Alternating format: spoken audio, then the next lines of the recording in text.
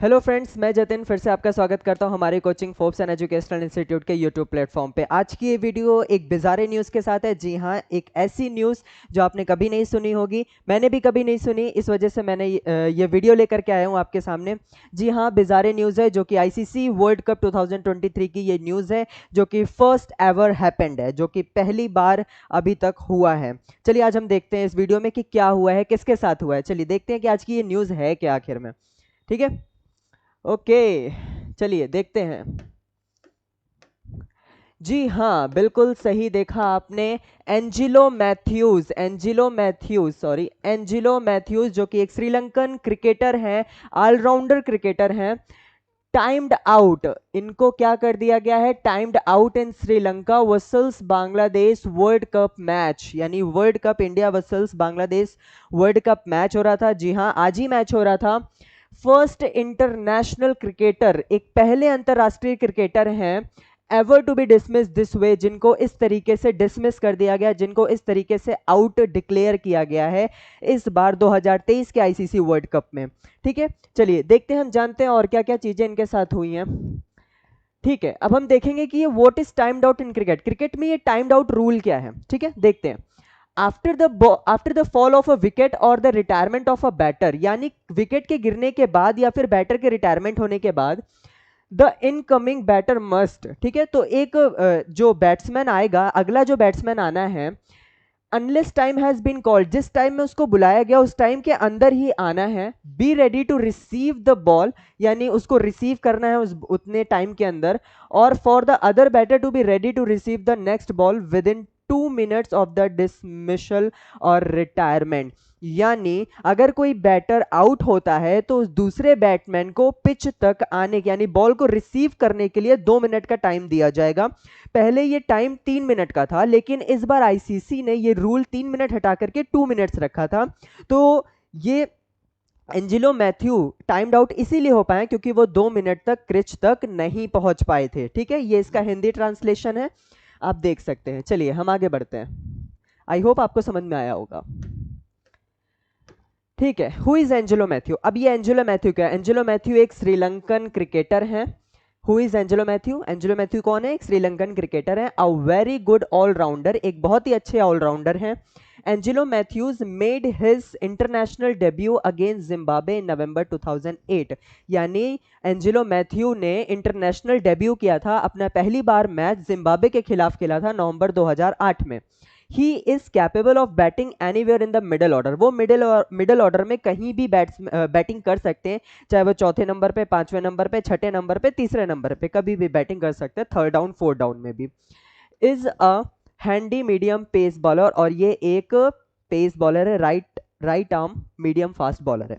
ठीक है, एक बहुत बड़ी बात जो कि हमारे एग्जामिनेशन पॉइंट ऑफ व्यू से बन सकती है। ठीक है, इस वजह से ध्यान से सुनिएगा इसको।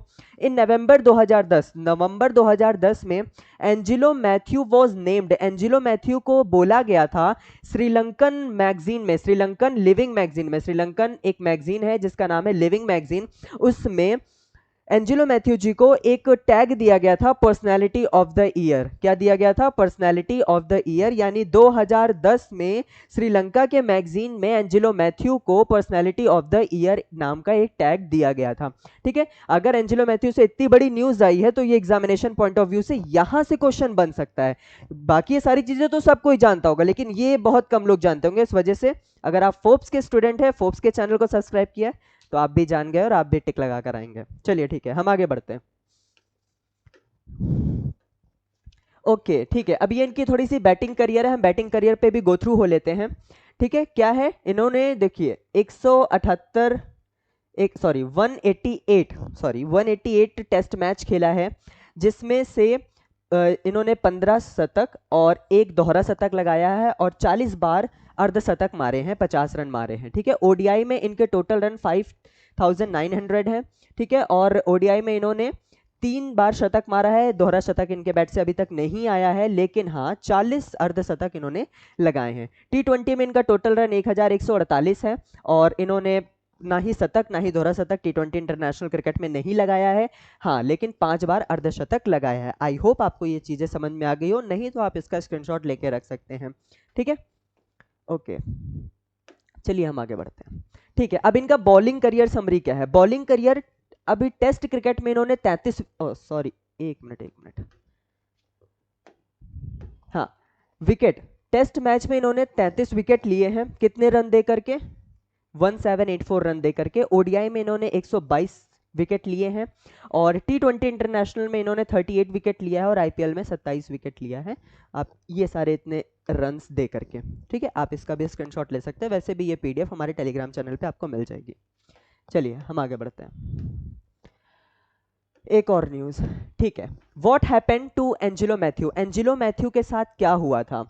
इन a bizarre turn of events, ठीक है, एक अजीब सी घटना के बाद एक अजीब सी घटना हुई। श्रीलंका ऑलराउंडर एंजेलो मैथ्यू, जो कि श्रीलंकन ऑलराउंडर है Angelo Matthew, became the first player, एक ऐसे पहले खिलाड़ी बन गए हैं जो कि टाइम्ड आउट रूल से इन्हें डिसमिस किया गया है। मतलब टाइम आउट रूल के रूल को फॉलो करके इन्हें डिसमिस किया गया है इन इंटरनेशनल क्रिकेट, एक इंटरनेशनल अंतर्राष्ट्रीय क्रिकेट में, अंतर्राष्ट्रीय क्रिकेट खेल में, ड्यूरिंग अ वर्ल्ड कप। जाहिर सी बात है, वर्ल्ड कप में मैच अगेंस्ट बांग्लादेश के साथ इनका मैच था, बांग्लादेश के अगेंस्ट।